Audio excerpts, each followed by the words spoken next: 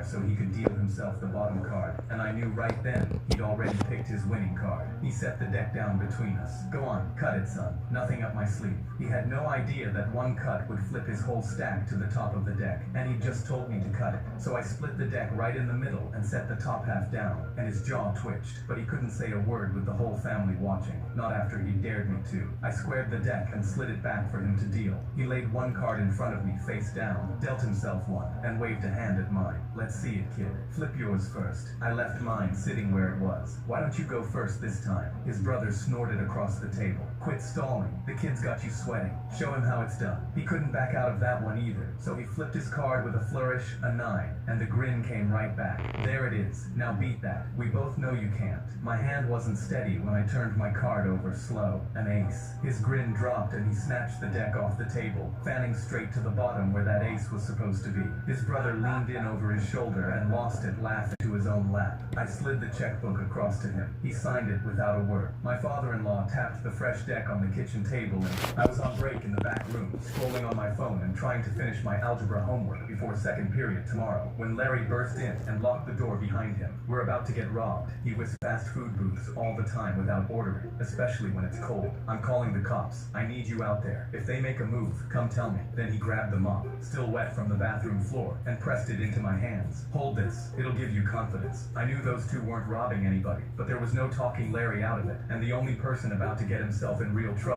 mop, while Larry hissed instructions through the cracked door. The two guys were on their phones, and one had a backpack. I went over and asked if they needed anything. Nah, we're just waiting on our ride, the taller one said. The bus stop out front is closed, so I went back and told Larry, but he was already whispering into his phone.